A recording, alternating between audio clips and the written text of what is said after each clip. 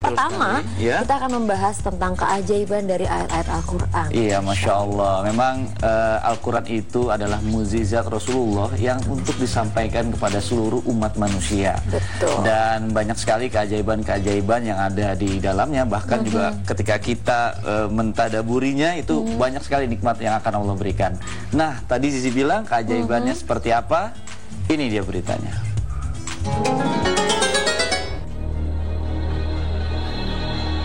Keajaiban ayat-ayat Al-Quran.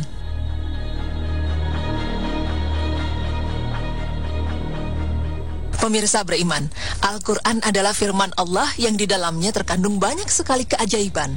Allah telah mewahyukan Al-Quran kepada Rasulullah SAW untuk semua penduduk bumi dan secara khusus untuk pegangan kepada umat muslim, sebagai pedoman hidup dan juga sebagai penolong dalam menghadapi berbagai ujian hidup.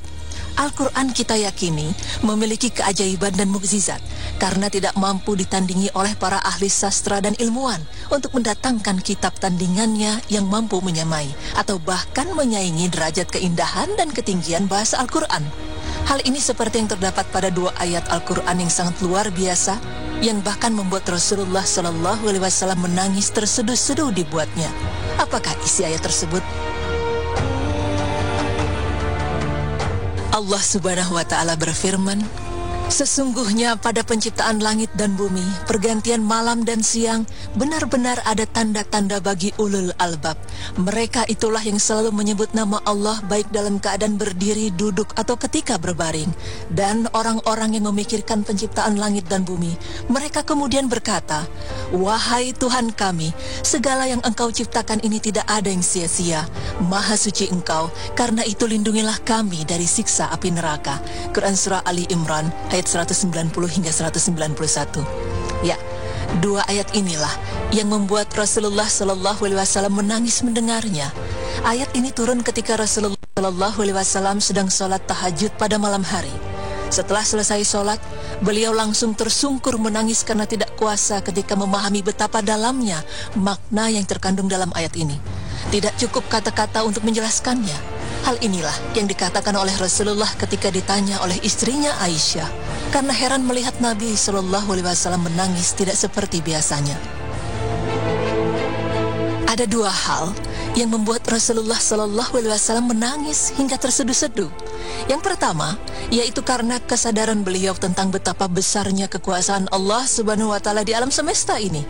Fenomena alam yang mencakup pergantian siang dan malam, keteraturan alam raya dan isinya menjadi tanda-tanda bahwa Allah Azza wa Jalla lah yang mengatur itu semua dengan baik. Bahkan pada ayat lain, Allah Subhanahu wa Ta'ala juga telah menjelaskan bahwa sesungguhnya Tuhan kamu ialah Allah yang telah menciptakan langit dan bumi dalam 6 masa. Lalu Dia bersemayam di atas arsy. Dia menutupkan malam kepada siang yang mengikutinya dengan cepat. Dan diciptakannya pula matahari, bulan dan bintang-bintang masing-masing tunduk kepada perintahnya. Ingatlah, menciptakan dan memerintah hanyalah hak Allah. Maha suci Allah, Tuhan semesta alam. Quran Surah Al-A'raf ayat 54. Sungguh luar biasa nikmat yang diberikan Allah Subhanahu wa Ta'ala pada kita umat manusia. Keharmonisan dan keindahan alam semesta, langit dengan segala hiasannya, bumi dengan lautan dan sungai-sungai yang mengalir di dalamnya, gunung-gunung yang begitu kokoh menjulang tinggi, hewan-hewan dan tumbuhan dengan bermacam-macam jenisnya, dan semuanya diciptakan dengan begitu indah. Apa jadinya jika bumi dan segala isinya ini tidak ada? Akan hidup di mana kita? Pemirsa beriman, hal kedua yang membuat Rasulullah SAW menangis adalah kesadaran akan rahasia-rahasia yang ada di alam semesta ini tidak akan pernah terkuak, selain dengan pengamatan dan penelitian yang saksama dan melalui proses tafakur atau berpikir yang sangat cermat.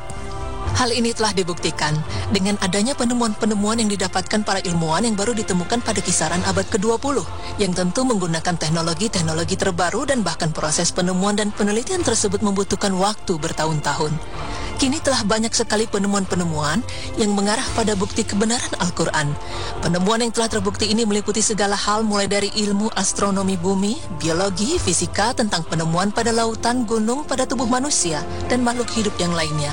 Bahkan telah dijelaskan dalam Al-Quran dan telah terbukti pula tentang tanda-tanda datangnya hari akhir.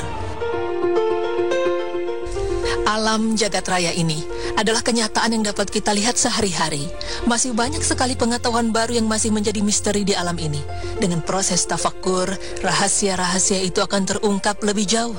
Umat manusia akan mampu memperoleh petunjuk ilahi. Jika tafakur itu dapat memberikan kesadaran bahwa ternyata manusia itu adalah sebagian dari makhluk-makhluk Allah Subhanahu wa Ta'ala yang terkecil di alam ini, sehingga dengan itu, serta-merta mereka mengakui dengan tulus dan penuh kesadaran bahwa apa yang diciptakan Allah Subhanahu wa Ta'ala tidaklah ada yang sia-sia. Sebagaimana juga firman Allah Subhanahu wa Ta'ala yang artinya, "Dan kami tidak menciptakan langit dan bumi dan apa yang ada antara keduanya tanpa hikmah." Yang demikian itu adalah anggapan orang-orang kafir, maka celakalah orang-orang kafir itu karena mereka akan masuk neraka. Quran Surah 1 ayat 27. Pemirsa beriman, penjelasan ini mengingatkan kita kembali bahwa Allah Azza wa Jalla lah zat yang sangat berkuasa di alam semesta ini. Begitu kecil kita di hadapan Allah, dan kapanpun Allah dapat berkehendak akan kita. Untuk itu tidak ada lagi alasan bagi kita untuk menyombongkan diri dengan apa yang kita miliki. Semoga ini dapat menyadarkan kita semua akan betapa pentingnya bersyukur atas segala nikmat yang diberikan Allah Subhanahu wa Ta'ala kepada kita, sehingga kita senantiasa mengingat keagungan dan kekuasaan Allah dalam segala hal, agar kita menjadi ciri-ciri orang yang beriman. Amin ya Rabbal Alamin.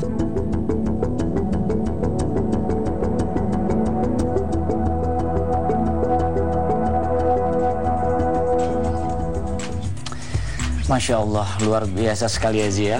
Ayat Ali Imran ayat 190 dan 91 itu membuat Rasulullah SAW menangis karena begitu dalam artinya. Mengapa demikian? Karena ternyata bumi diciptakan itu sangat bermanfaat untuk kita semuanya. Air untuk kehidupan, tanah untuk kita tempat tinggal, dan juga lain-lainnya. Itu sungguh luar biasa sekali. Allah Maha Besar.